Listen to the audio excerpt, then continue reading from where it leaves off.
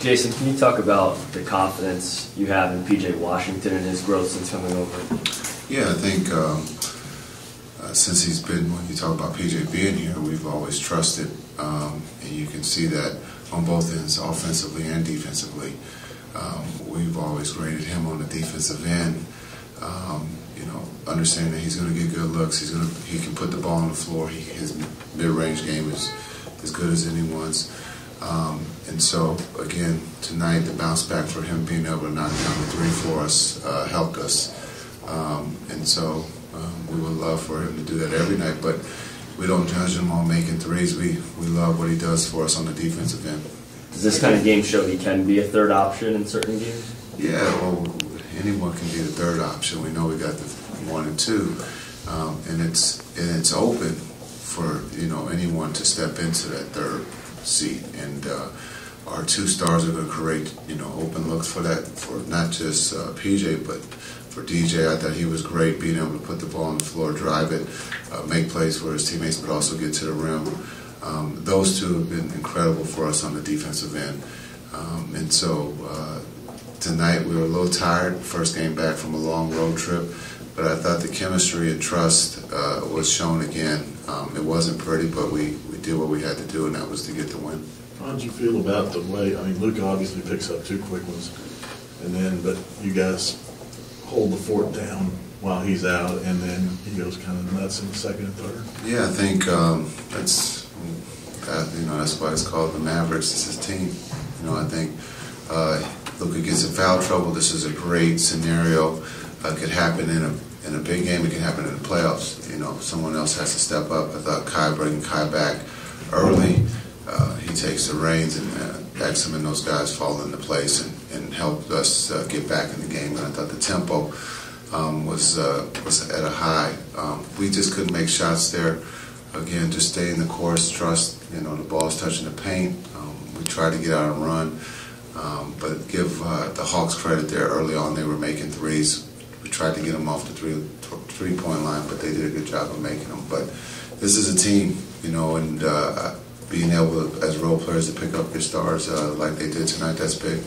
How important is it to play your best basketball this time of year and with the playoffs about 10 days away? But also, is there a fear that you don't want to peak too early as well? It's a great question, because you can ask that in December and January, and peaking too early. But I understand playing your best basketball this time of the year, March, April, May, June, it gives you a chance to win a championship. That's what we're playing for. Now, going through different scenarios in January or December, that's what the season's for, is to figure out and find out who you are. And that's what we've done. We, I think, understand who we are. Again, holding a team under 100 points is big, and it just shows that our defense is at a high level.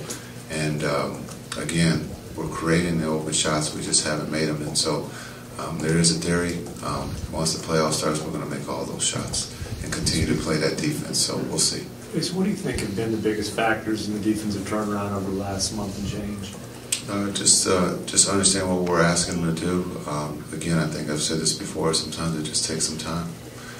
But when you get 2 players like Gaff and PJ athletically, and then also they think about the defensive end too. And so being able to get those 2 and having those 2 start sets the tone for us. And then being able, again, having Derek Jones Jr., he's done that for us all season. And so to have those 3 out there to start puts us in a positive position on the defensive end.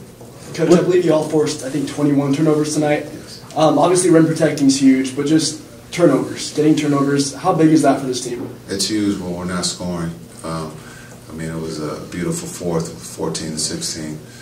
But just understanding, if we're not making shots, we got to play the defensive end, and that's rebounding the ball, but also being able to get steals. And if we can get steals and get out and run and get some easy ones, that takes a little pressure off of our shooting.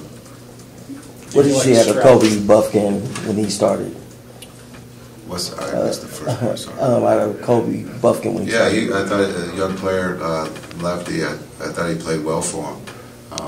He shot the 3, the midi, got to the basket.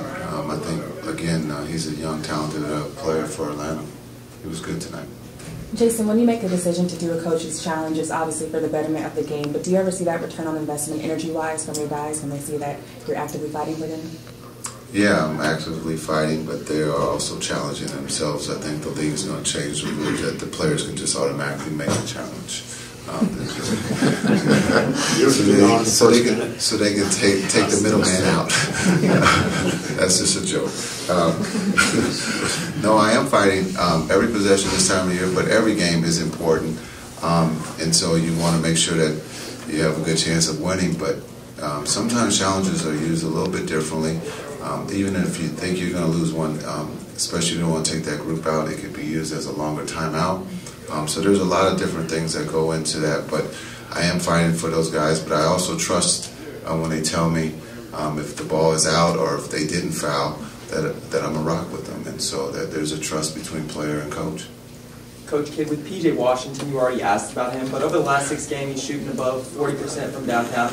How much does it help y'all when he's shooting at a high clip, when you know his value as a defender, but his value as a shooter as well? Yeah, it makes the game easy, you know, and if you can make the game easy, that's what we're trying to strive for. Luka and Kai, you know, do the heavy lifting of creating the double teams or being able to find the open guy. And maybe if, you know, since you guys are writing about his struggles, he probably took that a little personal, and it's helped. And it's just a joke too. But just understanding that he's important to us, and I've said this before, you know, Timmy and PJ, we need them to be able to make shots. It's not pressure. That just makes the game simple and fun for the other guys because they're going to get double teamed. And Gaff didn't have his great game tonight at the rim, but again, for Gaff to be able to catch and finish just makes the game easy because those two are going to get double teamed.